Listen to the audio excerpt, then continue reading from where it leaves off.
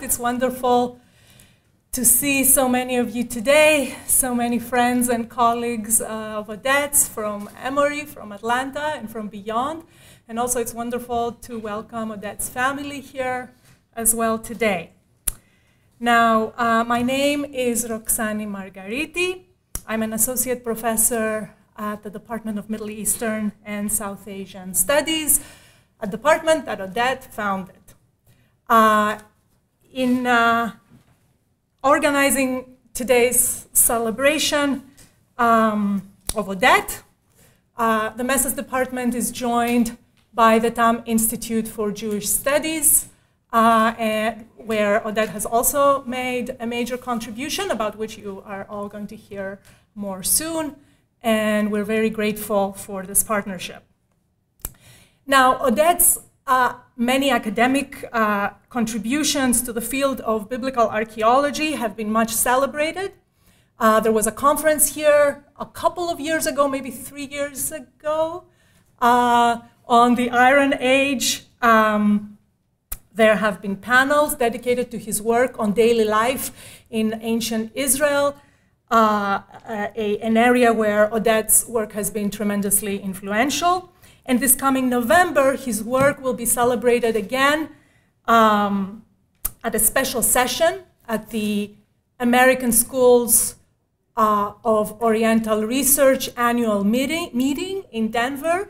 And there, Oded will be presented with a Festschrift, a collection of articles by Oded's grateful colleagues and students.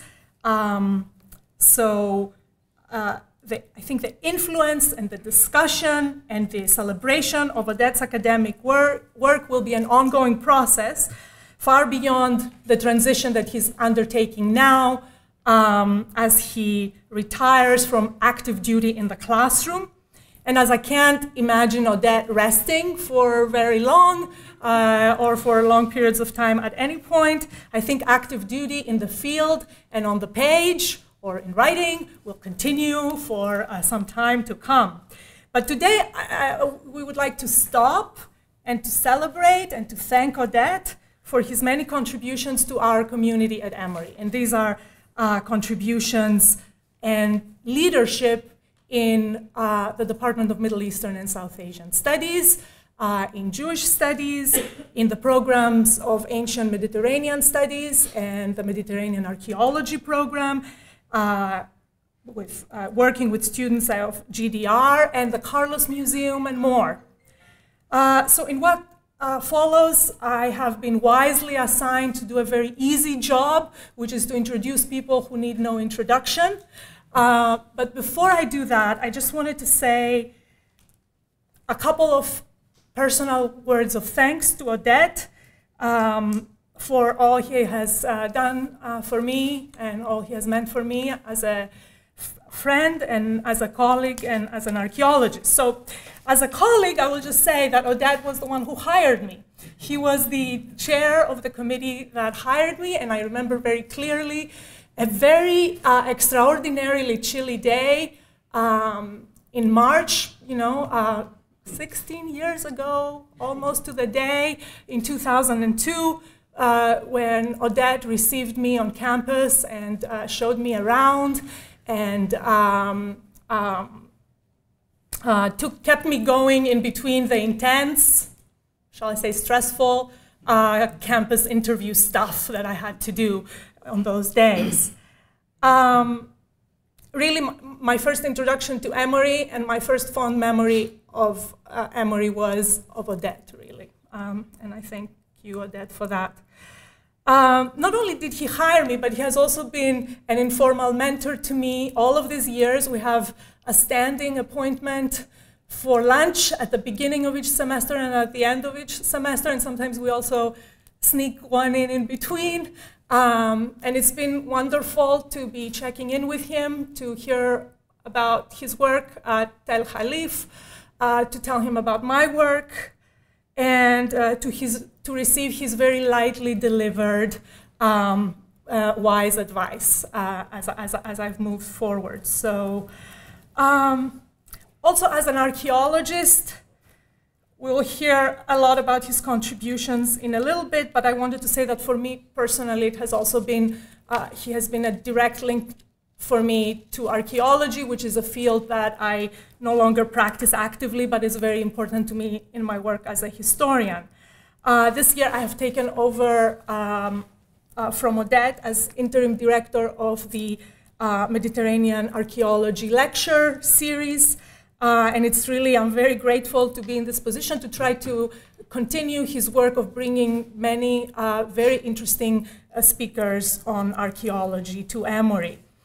I have learned so much about biblical archaeology, about Iron Age archaeology, ancient Israel and the Bible, and daily life in ancient Israel, and daily life archaeology, more broadly speaking, from talking with Oded.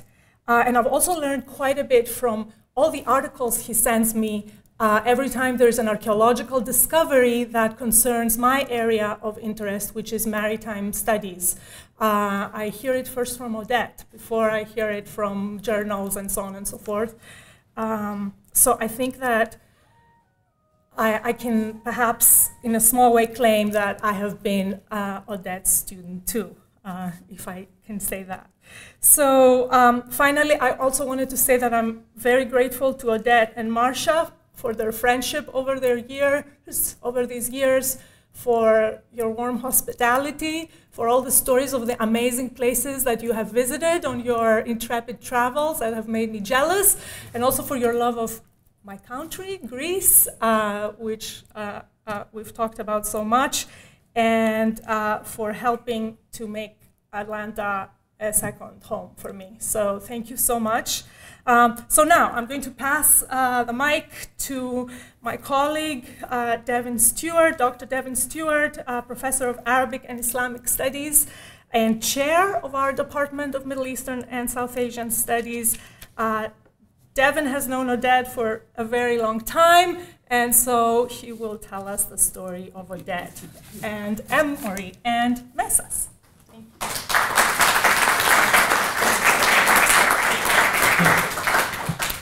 Thank you very much.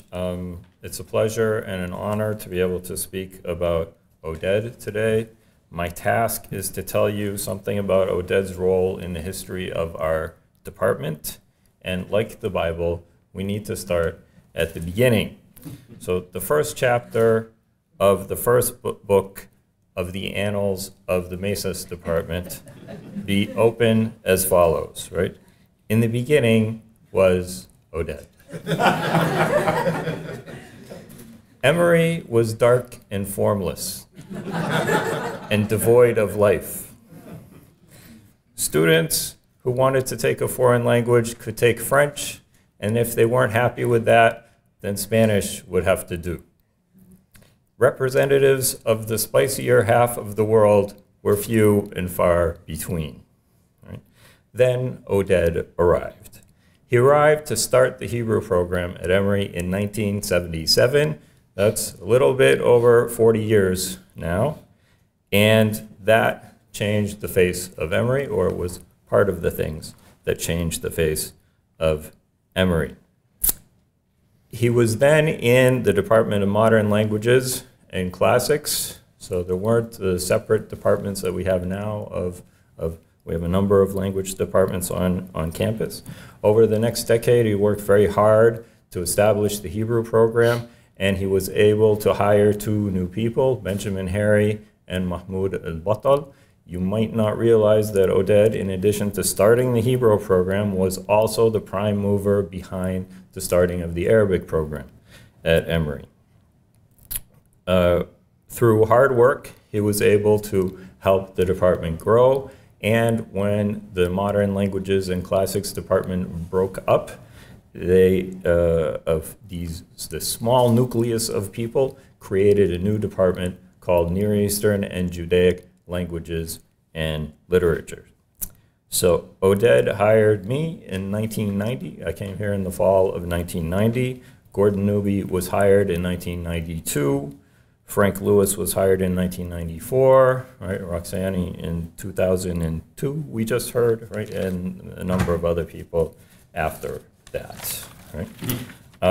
We all worked extremely hard in those days, and we worked very much as a team. We went above and beyond the call of duty on many occasions to try to make the department a successful department, to run the language programs, and to attract students and build our number of majors, and it worked. We were able to build the department significantly, and our department went through a number of changes. There were several incarnations as the constitution of our department changed. First, we were Near Eastern and Judaic languages and literatures. Then we moved to Near Eastern studies, Middle Eastern and South Asian studies now, and that brings us to today.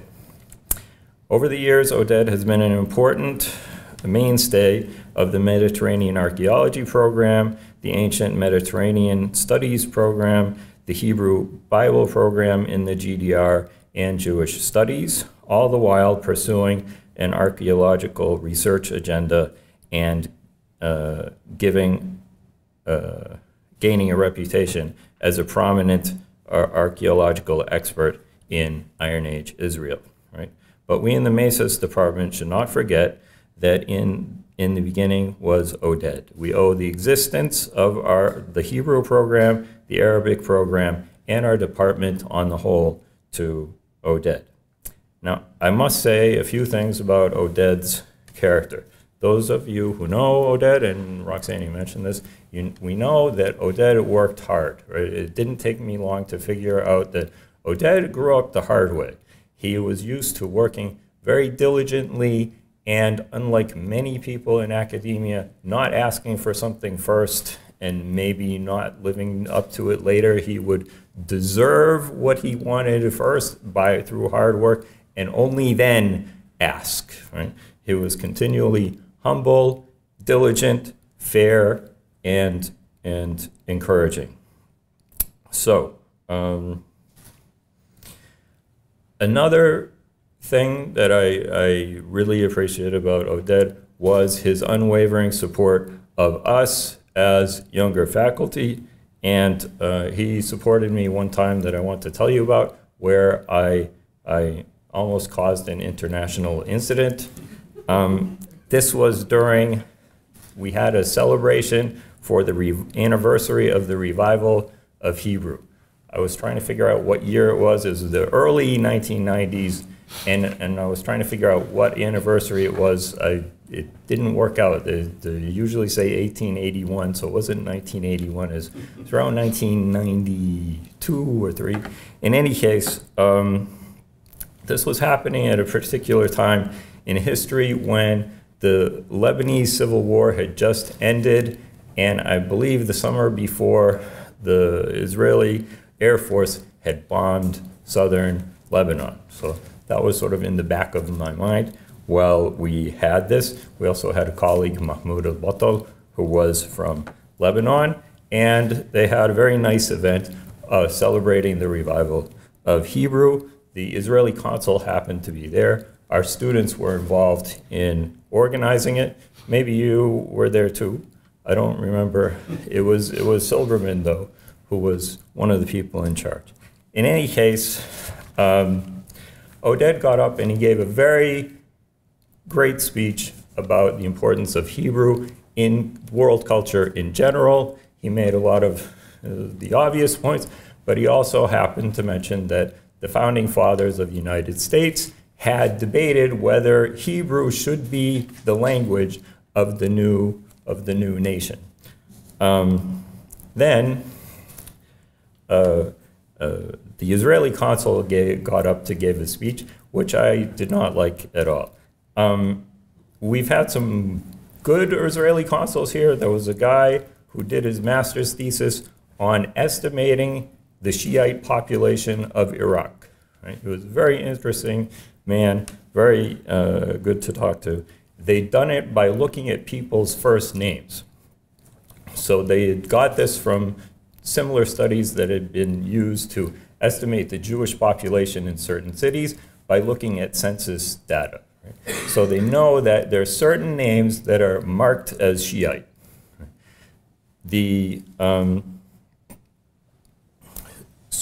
But if you if you look at those names, you can tell, okay, they're Shiite. If you take a random sample and figure it out, there'll be a set percentage that would be Shiite. So you take 100 people, and you see 7.5% would come out with Shiite first names. But then they needed a random sample of people in Iraq in order to figure out what that represented in the population. So they got this from the government newspaper where people had to report their missing ID card. So they thought that that was a pretty good random sample because anyone can lose their ID card. And if you lose it, you have to report it in the newspaper. So they went province by province, looked in this paper, and figured out mathematically what was the population of Shiites in Iraq. This guy was not in that category. He got up and gave a speech which said Israel had given 3 great things to the world. One was Israeli exports, the other one was the Hebrew language, and the other one was the IDF, the Israeli Defense Forces, right? So I did not really like this comment, and I thought about my colleague Mahmoud, who didn't happen to be there, but he could easily have been there, and to have him be told that his country had just received some of the gifts of the IDF, I found a little disturbing. Then our student, who was very well-meaning, got up and told everyone, now everyone has to stand up and sing Hatikva, right? So I just was not in the mood after that speech, right? So I did not stand up, and I happened to be sitting next to the consul, right? who started to elbow me vigorously, right, to make me stand up, right? And then after the song was over, he went to Oded and he told him that, kick this guy out of here. Who the hell, what does he think he's doing? And I could have been in some trouble. Even I was young, I didn't know how to defend myself. Oded defended me, and he stood by me and he said, look, you are a guest here, he's not, you can't tell him what to do. So I always appreciated this, and I think it's indicative of the kind of colleague and leader that Oded has been. Thank you.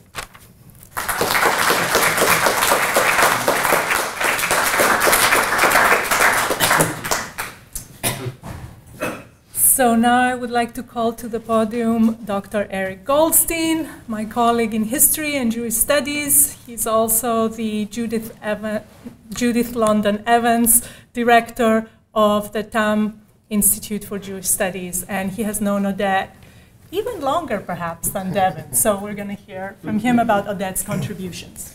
Thank you, Roxanne. It's my honor to be able to say a few words about the contributions and legacy of Oded Borowski. It may surprise you, but I have known Oded probably longer than most colleagues, but not all, that are here today, since I met him almost 30 years ago during my first week as a freshman at Emory University in the fall of 1988.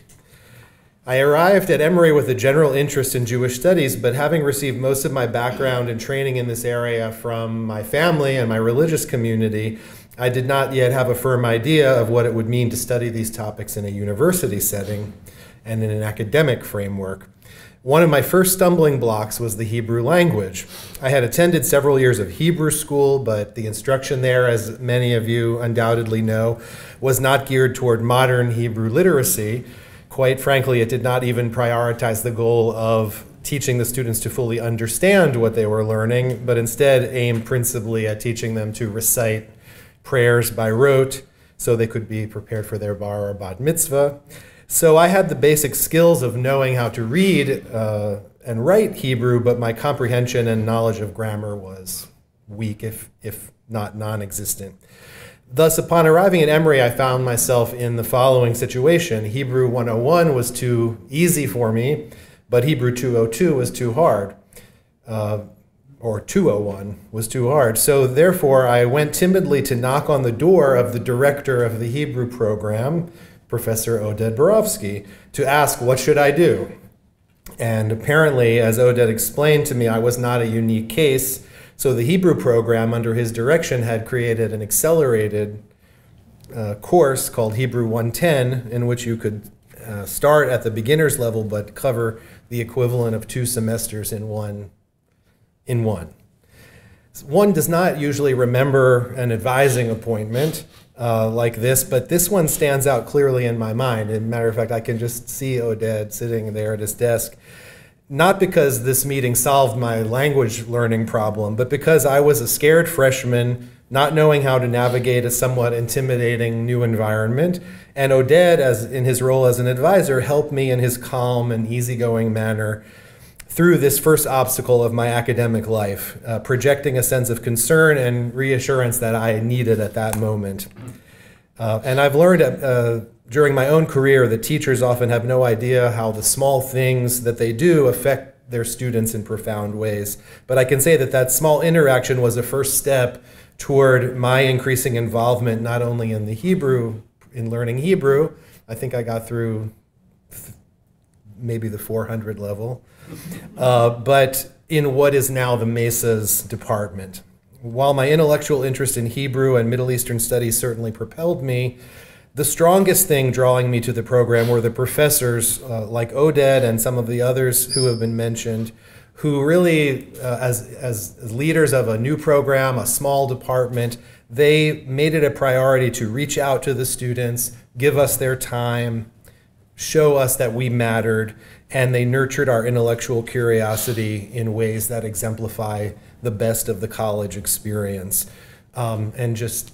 This wasn't part of my written remarks, but Devin inspired me to share just a couple of anecdotes.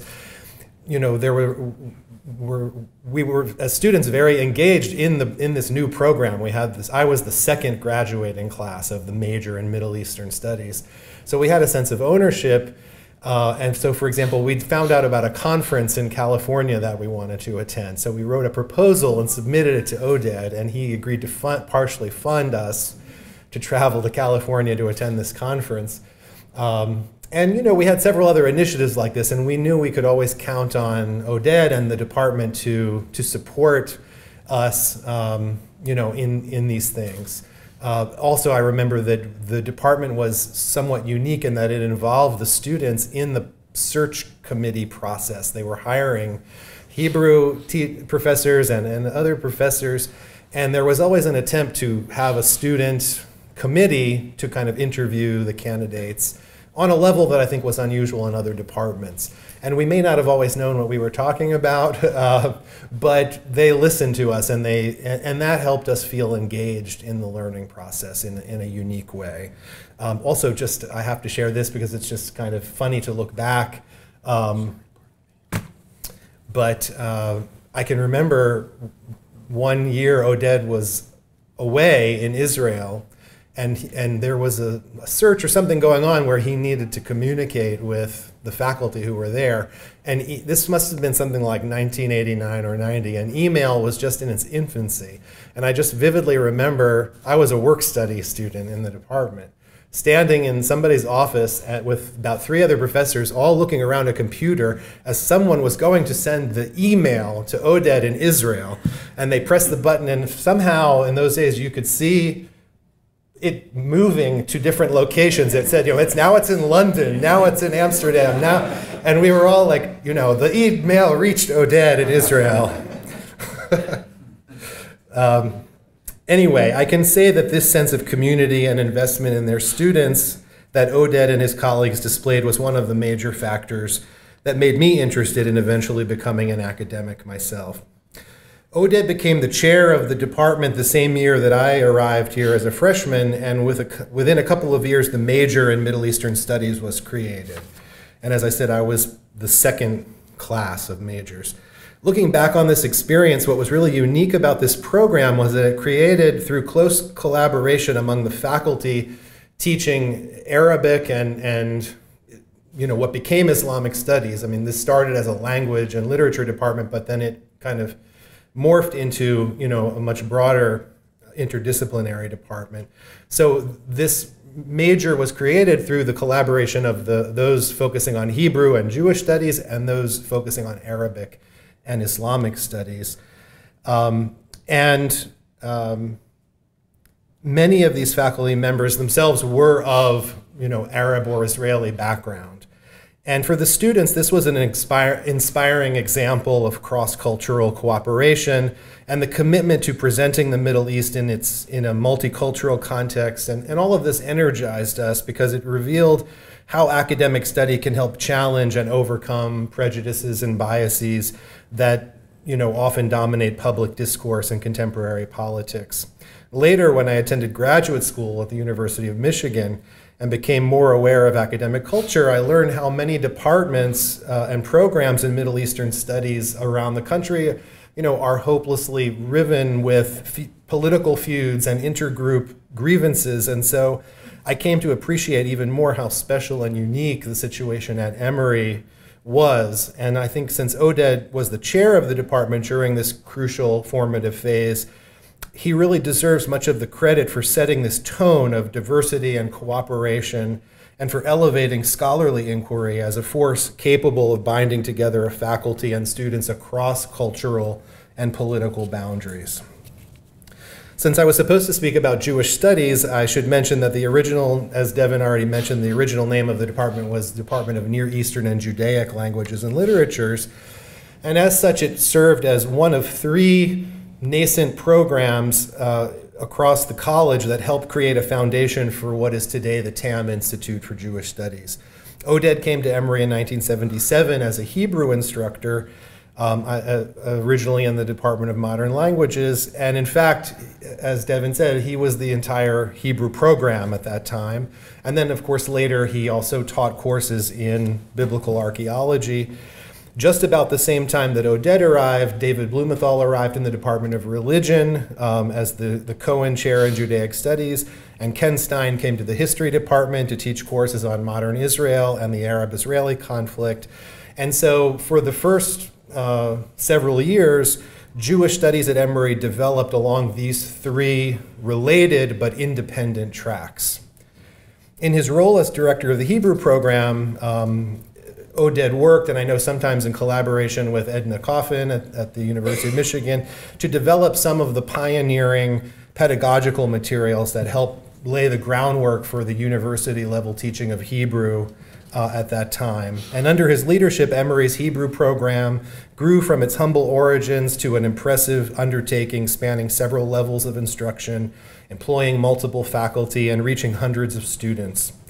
If anyone here thinks they have been asked to fill a service position for too many years, consider the fact that Oded was the director of the Hebrew program for 11 years, from 1977 to 1988, the year he became the chair of the department.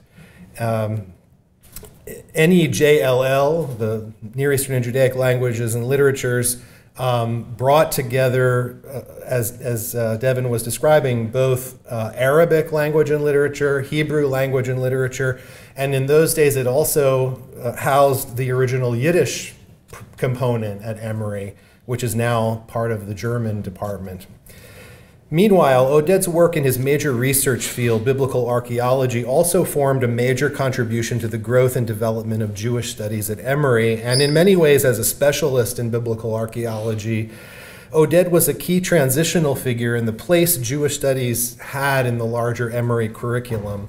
Historically, going back, even to the 19th century, as a Methodist college with an influential later with an influential theology school, Emory had framed all religious studies and subjects related to the Bible and biblical history and even Hebrew language as part of the religious education of its students and the professional training of ministers in the Candler School of Theology. But Oded's presence at Emory was part of a trend toward creating space within the university more broadly to study such topics in a more secular, non-sectarian framework, a trend which also allowed Jewish studies to emerge as a discrete field of inquiry on the campus during the 1970s. Under Oded's guidance, biblical archaeology no longer remained confined to the theology school, but became a regular offering in the college and in the graduate school, where it was aimed at an audience of students from all backgrounds and with a variety of disciplinary interests. Biblical archaeology also became a crucial part of Emory's broader curriculum through regular summer programs where Oded took students to Israel to excavate, particularly as part of his long-standing Lahav research project.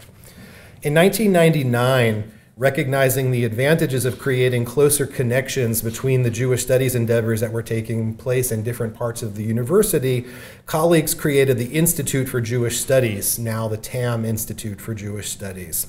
Oded was a charter member of the TIJS faculty, and he has been a key leader of the program and a great contributor to its success. In fact, I believe there is no leadership position or committee assignment that Oded has not filled during the 19 years in which the Institute has existed.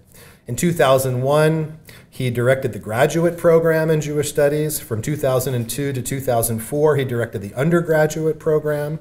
He served on the Jewish Studies MA Admissions Committee and the Directors Advisory Committee, and he served multiple times on the Undergraduate Committee, the Graduate Committee, and the Blumenthal Prize Committee.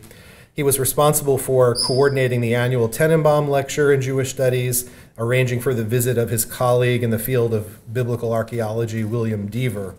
Oded also served as the director of Jewish Studies during the 2011-2012 academic year, and he was the first to hold the title of Judith London Evans Director of TIJS. In short, his career exemplifies what it means to provide devoted service to a unit and to be a program builder. In carrying out all of these impressive activities in teaching, research, service, and administration, Oded exudes a calm, friendly demeanor that suggests he really loves what he does.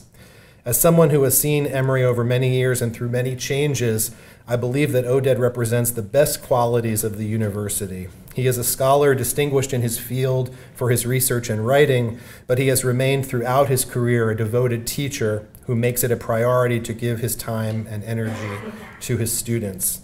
In an academy sometimes known for its petty politics, he has provided a model of leadership that rises above the fray and builds bridges between groups and individuals. In the 30 years I have known him, he remains the reassuring and supportive presence that I first encountered when I knocked on his door freshman year. Thank you.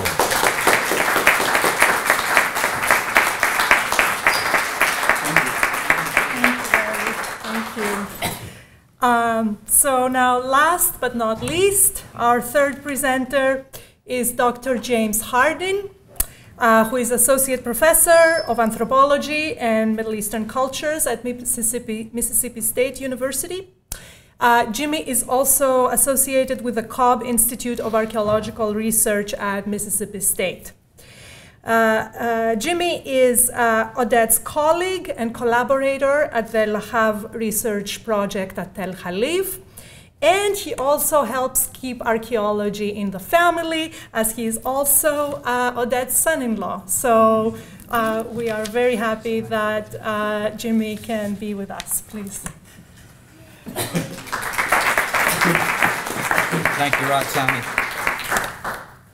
Good afternoon. It's great to be here. I'm truly honored to be here today to talk to you about the scholarship as informed through his archaeological research and other contributions of Dr. Borowski, Oded, to the study of the ancient Near East.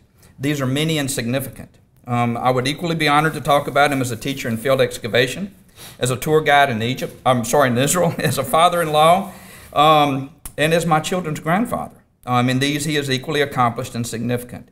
But those are not my assigned topics. On that specific topic, Oded's scholarship, I am sure that I have exasperated the Borowskis at meals, at family gatherings, on long rides, and on vacations by discussing with Oded his scholarship on Iron Age agricultural practices, animal use in ancient Israel, historical geography, Iron Age ceramic chronologies, and especially the archaeological record of Judah in its larger geographical and cultural contexts.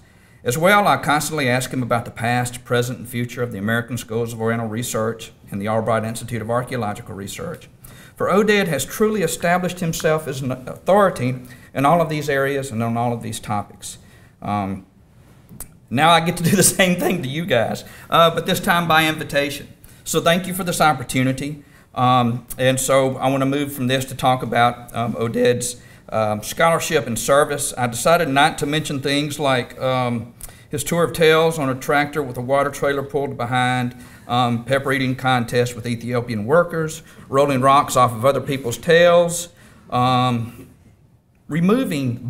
grid stakes from other excavations, tricking your supervisors into working harder than they had been, or a son mud wrestling in the desert. So I just didn't think that was appropriate, so I won't say anything like that today.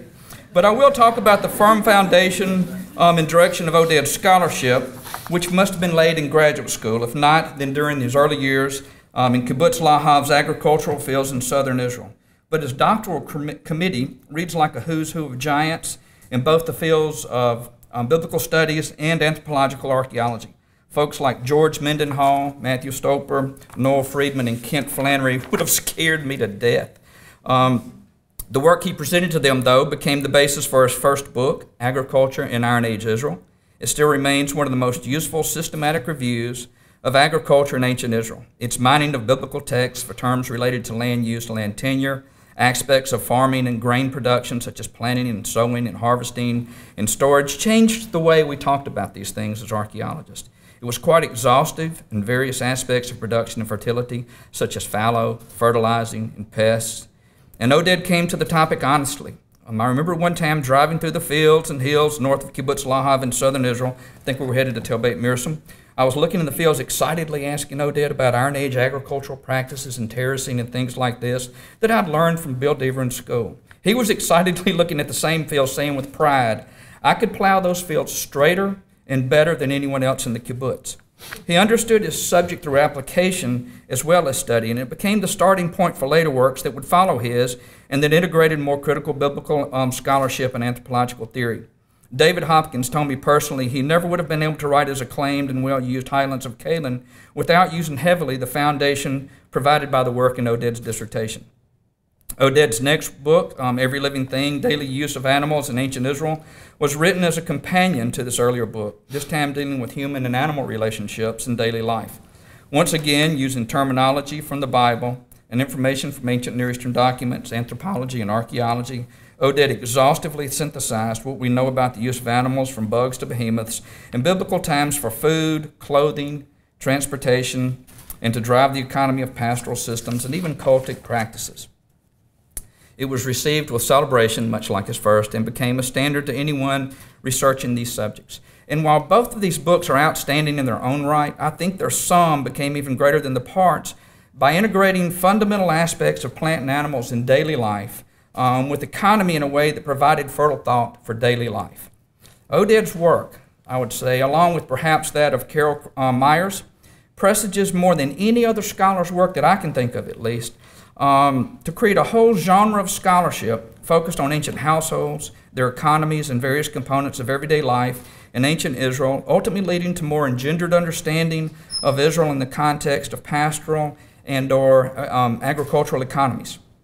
Victor Matthews, Jeannie Ebeling, Timothy Frank, Nathan McDonald, Cynthia Schaefer-Elliott, Karen Ellen Walsh, Don Benjamin, Billie Jean Collins, some of my own work, the excellent work of Phil King and Larry Steger, all fit this model and are all based very heavily on some of the things that Oded provided in these first two books. Oded himself contributed to this genre with his next book, Daily Life in Biblical Times. This is a more concise and integrated version targeting the more general reader and students. And for his efforts, he received the annual award for Best Popular Book from the Biblical Archaeology Society.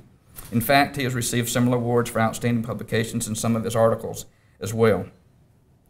Oded quickly established himself as an authority on these subjects, and if there's an edited volume or encyclopedia from Erdman's to Oxford, or a dictionary that deals with everyday life, with agriculture, or animals in the ancient Near East, the chances are greater that Oded either contributed to it or declined an invitation to do so. The archaeological project that Oded directs at Tell Halif is adding even more information to our understanding of daily life in Iron Age Israel. Talking with these things almost monthly now. It's very excited the way these fields are headed. His most recent book is the final report of the Iron Age cemetery he excavated at Tell Halif, and he was following this up with other monographs in the report series. His scholarship includes over 150 articles that are written in peer-reviewed journals, encyclopedias, popular journals, dictionaries, and things of this nature. And while much of this work continues his interest in daily life, It also deals with larger issues of ancient Judah and its historical context as seen through the study of the archaeological record, imperial political activity in vassal states during the Iron Age, cultic artifacts and their meaning, and historical geography. Oded, your historical geographical effort on identifying Tell Halif with ancient Ramon is still the best piece of scholarship on this subject, as well as the most convincing. He's also presented literally hundreds of professional papers and popular lectures on related topics. Very brief note about his field excavations. Valued for his understanding of stratigraphy and passion for field work, Oded is the consummate field archaeologist. He literally has worked on archaeological projects from Dan in the north to just above Beersheba in the south. These include significantly projects at Dan, Gezer, where I believe you did your first field work, is that right?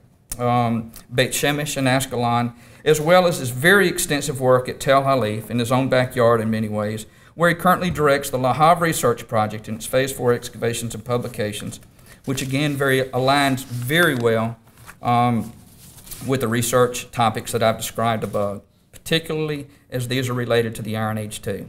He has supported much of this research through awards, through grants, through fellowships. I'm bringing in over $320,000 to do these. And the vast majority of this research, these research dollars, support students, support colleagues, and specialists. He's been very generous in this regard. My students have benefited from it as well. He's also been very generous in his service. Perhaps his greatest contribution to our discipline outside of his scholarship and archaeological fieldwork has been his active service on the boards of the American Schools of Oriental Research, the largest organization of archaeologists and historians working in the Near East, and the Albright Institute of Archaeological Research in Jerusalem, America's oldest overseas research center. While Oded has been very active on other boards and in many organizations and provided service to departments on external review panels, on examination of their students, I would suggest that ASOR and the Albright have felt its greatest impact in the broader field. Oded served and helped guide ASOR as a trustee and in several significant positions at a crucial time when ASOR was slowly able to turn a corner and chart a more positive direction into the future. Today is in better shape financially and programmatically than it has been in more years than there are between the Jubilees.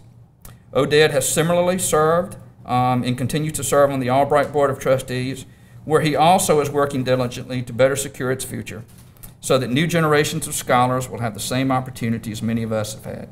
Of special note in this regard, Marcia and Oded generously endowed a fellowship to be given annually to support a scholar for several months working and residing at the Albright campus.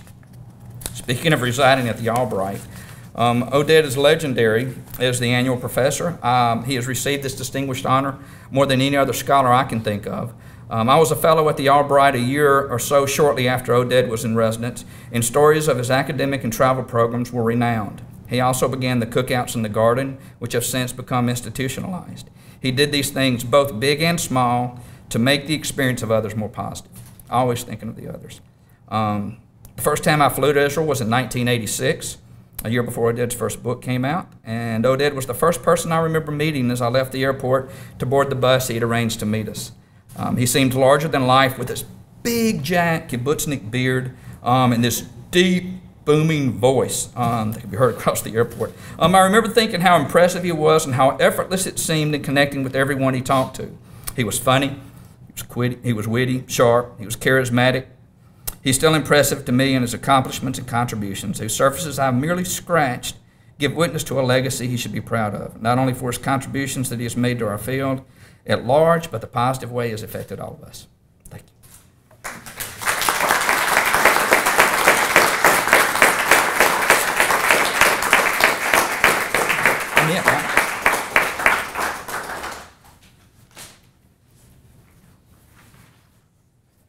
And now I will call Oded himself to the podium for some remarks.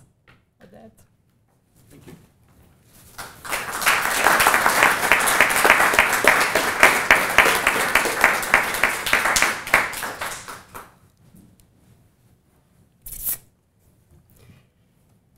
It is a pleasure to personally welcome all of you to this special event marking my retirement from active teaching at Emory University. I say active teaching because I intend to continue with my research and writing. It is a very touching moment being surrounded by family, colleagues, and friends. Some colleagues could not be here because of prior commitments, so I forgive them. My family, who accompanied me along this very long road, is here, and I would like to take this opportunity to introduce them. My wife, Marcia, my son, Jonathan, and his wife, Heather, and his two sons, Zach and Xander. My daughter couldn't make it, and my two granddaughters couldn't make it, but my son-in-law is here, and you heard already from him. And Owen, I'm sorry, my grandson Owen is here, who helped navigate the car from Mississippi to Atlanta. To start my brief remarks, I would like to thank everyone who took the time to be here. I would like as well to special thank all of those who put this event together, particularly Juana McGee and Tarjay Lacey, and the people who spoke so eloquently on my behalf. After being at Emory for 41 years, I feel that I'm entitled to a few reflections. So I take the opportunity to reflect. Looking back on my time at Emory, I realized that during my being here, there were 4 presidents, a few provosts, considering that the first was appointed a few years after my arrival, numerous deans, and a few chairs. I saw many beautiful, large trees cut down, several old buildings raised and new ones go up, departments, programs, and schools being abolished while new ones created. My association with Emory began, as you heard, in 1977, with my visit for an interview which lasted only a few hours because the next day I had to go to Israel for a field season at Tell Halif. I was impressed by how green Atlanta was and how beautiful was our campus. While on the dig and not hearing from Emory, I sent a letter. In those days, communication was mostly by letters because overseas phone calls were very expensive, to the chair of the department inquiring about the decision. I requested her that if I received the position, to let my wife, Marcia, know right away, even before notifying me, because she would need to make arrangements to move, and it will take too long for the news to reach her through me. And indeed, Marcia made all the arrangements. She came to Atlanta and bought a house, packed our belongings in Michigan, and made the moving arrangements. And here I need to pause and thank Ken Stein, who unfortunately couldn't be here, for hosting Marcia when she was house hunting. I returned from Israel to a packed house, and we moved to Atlanta shortly after. I was hired as a part-time instructor of Hebrew for a salary of $10,000. I need to thank the Foundation for Hebrew Culture in New York for sharing the cost of our Hebrew program for several years. At the time of my Atlanta visit, I already had a family to support, so during my interview with John Palms, the dean of the college, I asked what would it take to turn the position into a tenure-track one. I needed security and stability. His response was, "It's up to you." To which I responded, "If it's up to me, you have nothing to worry." Looking over my records, I can see that John Palms got his money's worth. At the time, Emory was on a quarter system. He did not switch to a semester system until my 6th year. During my first quarter, I taught 4 classes, and the number of classes increased as demand was increasing. When I came to Emory, the nature of the Hebrew program was that of self-instruction, helped by a native-speaking tutor and an outside examiner coming at the end of the term to examine the students and give grades. My charge was to turn the self-instructional program into a regular classroom-oriented program. However, this had to be done gradually for several reasons. First, There were students who started their Hebrew instruction in the self-instructional program, and the school remained committed to them. Second, the school was not willing to completely abandon the program. And third, there were no approved courses for Hebrew classroom instruction. Although I wasn't a youngster, I was naive as far as my experience was concerned in the academic procedure of how to do things. I was not aware of the way courses were approved. Like Trump, I thought that all I needed to do was to say that I wanted to have a course for this and that, and voila, it is created. But as you know, things are not that simple. So to solve the problem, I started teaching Hebrew in 2 tracks. I maintained the self-instructional track, even accepting new students, and under the same course numbers, I started teaching regular classroom courses. This led to a situation where sometimes I taught 5, 6 courses per quarter. Having 2 tracks and having students advance from one level to the next created demand for additional instructors. But the administration wasn't quick to respond, and when it did respond, many times it was late, namely after the school year already started, and it was hard to get an instructor. This meant that I never knew ahead of time whether we were going to have enough instructional staff. Not too long after my arrival, I convinced the administration that we need an Arabic program alongside the Hebrew program. A part-time position was created, and with my connections at the University of Michigan, I managed to recruit an ABD instructor to start the program. After a while, the part-time position in Arabic turned into a tenure-track one, and the next full-time person arrived. Similarly, with the number of Hebrew students increasing, we got a second regular tenure-track position, and this enabled me, after 10 years, to take my first sabbatical. The story of archaeology had a similar development. As chair, I had a reduced teaching load, and I decided not to take it, but rather to introduce a course in archaeology. Here again, I kept adding courses while still teaching in 2 tracks, Hebrew and archaeology. Since there was some objection to form a major in ancient Mediterranean studies, we established a minor in Mediterranean archaeology and housed it in our department.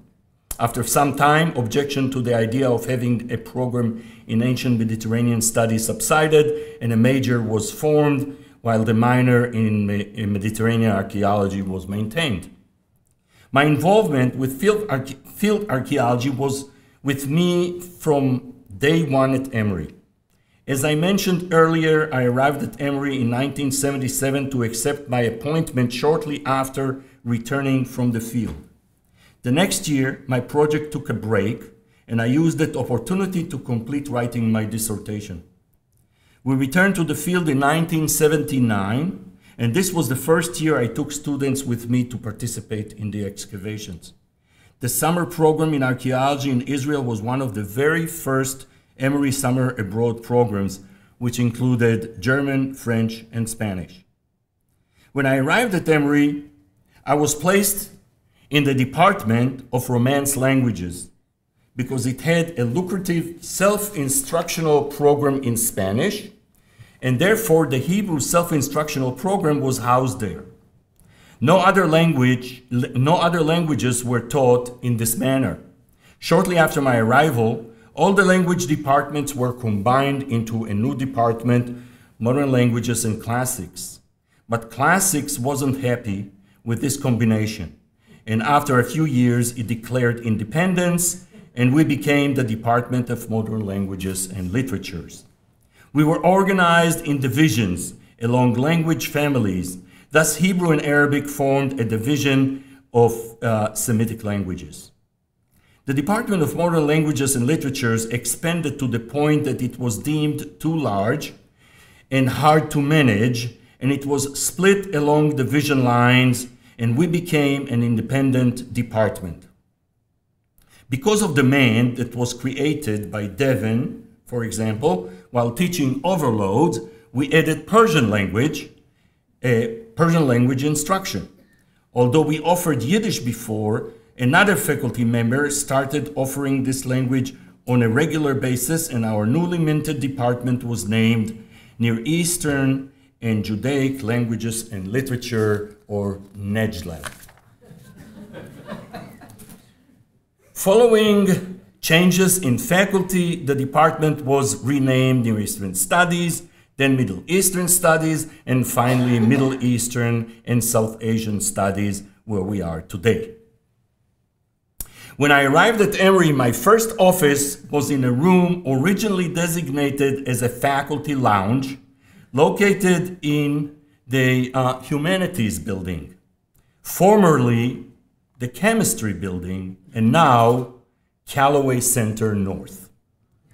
From there, we moved to the second floor of Cox Hall, where the computer lab is now located. From there, we migrated to Trimble Hall, across from the depot, from where we moved to our present location at Callaway Center South, which originally was the Physics Building. Being here for 41 years covers a piece of history. All sorts of things changed during my time at Emory, and here are a few. Technology was very low. To prepare exercises, worksheets, and handouts in Hebrew and English, I used the Hebrew portable Olympia typewriter loaned to me by a colleague and a heavy Royal typewriter. So the Olympia was for Hebrew and the Royal typewriter was for English. These were replaced by two IBM Selectric typewriters, which at the time were the most advanced available, though to get the Hebrew IBM Selectric, I had to convince the administration of its being essential. When Apple came out with a computer capable of handling Hebrew, I had to go through the same exercise and managed to get one only after agreeing to pay half of the cost out of my research allocation. Now, did you know that the old part of the duck, originally known as the AMOC, an acronym for Alumni Memorial University Center, had a barber shop under where the entrance to the Mary Gray Theater is located? Did you know that the duck, an acronym for the Dobbs University Center, stood in part where Dobbs Hall stood, and when it was torn down to make room for the duck, several large pine trees were cut down, a decision that caused resentment among students and demonstrations. Did you know that the ground floor of Cox Hall was a dark basement known as Dooley's Den? Above it was a large dining room hall, and above it was space occupied at one point by our department. Did you know that the Emory Credit Union originally was housed in the train depot, and later it moved up the hill across the train tracks to a small house that at one time was known as the International House. This house was replaced by the large Whitehead Biomedical Research Building. Did you know that before subcontracting, Emory supplied its own services such as laundry, food, and the bookstore was owned by the university? Did you know that to foster faculty camaraderie, Dean David Minter maintained for a while in Whitehall a lounge where faculty could come in from about 10 in the morning to sip coffee, have cookies, read the paper, and at 4 to 6 have sherry. For some reason, it was not as popular as it should have been, so an attempt was made to get the faculty together on Friday afternoons in the Houston Mill House. Its distance from campus also doomed that venture. This house served for a while as a university guest house, and I had colleagues and lecturers stay there. For a while, it was also a restaurant with great brunches on Sundays and holidays. Did you know that the beginning of the Carlos Museum were in the cluttered basement of the west wing of that building now housing the art history department? It was directed by the retired professor of biology, Wilfred Baker, whose name was given to the woods between the museum and Glen Church. Did you know that the connecting structure between Callaway North and Callaway South stands on a space that originally was a parking lot that had many patches of asphalt, an area which I used for an exercise in stratigraphy in my intro to biblical archaeology. After I marked with chalk excavation squares, students had to determine the sequence of asphalt patches, thus recreating the history of the parking lot. Did you know that Emory had a school of dentistry, a program in library science, and departments of education and geology? Did you know that to graduate from Emory, all students had to pass a swimming and water safety requirement?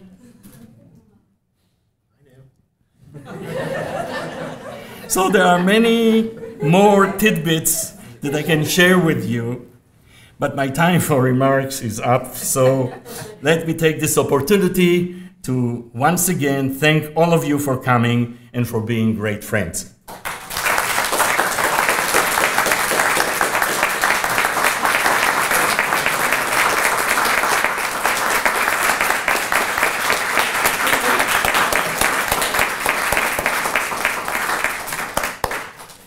Thank you so much, Oded. Thank you so much for that. I could sit here for hours and hear more of this. I did know that you knew a lot about Emory. I did not know that you are actually Emory's architectural and social historian, and I think there's a publication here. I can see it. This is fascinating. So for all of that and for all of what you have heard from Devin and from Eric and from Jimmy, and as a small token of our appreciation for all of this, the Messes Department last year officially named our conference room the Callaway South 319, the Oded Borowski Seminar Room. This is a sign that we see as we walk up the stairs, and it's a sign that greets us there, and it reminds us of the way that Oded himself greets us in the department. Every morning, his door always open, pretty much always open when he's there, and that's really a sign to us all. It's a warm and reassuring sign, and it's also an example, really, to us all. So thank you so much, Oded. And Oded, today we have also 2 additional gifts for you, and I am tasked with presenting them. So the first gift is a traditional gift. It's a plaque or stela. It's a stela. It's a stela. And here it is. It reads Emory University.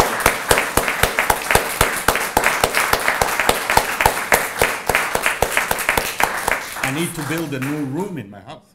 Yes, we know. Well, it reads, for those of you who cannot see it, Emory University, Oded Borowski, PhD, with tremendous gratitude for your outstanding service and dedicated leadership, 1977 to 2018. Thank you, Oded. Thank you. I can put it here. Show me how you pack it. Yes, that will happen in a second. But let me present to you a non-traditional gift. This is an archaeological gift. It's a gift that Juana, with the guidance of Myron and the help of Emory project manager Tom Tarantino, excavated for you from here from Emory on behalf of Mesas. So please accept this piece of Emory granite from an Emory building.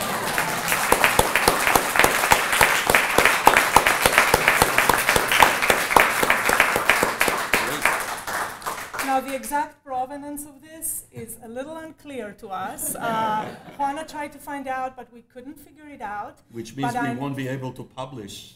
Oh, but with a little research and with your petrological analysis, I'm sure you'll be able to place it. So thank you. I know you're trying to clear your office, and I know you're trying to get rid of things, but we hope that you will find some place for these for to sure. Remember how much we appreciate you all. Thank you. Thank you, Oded. Thank you.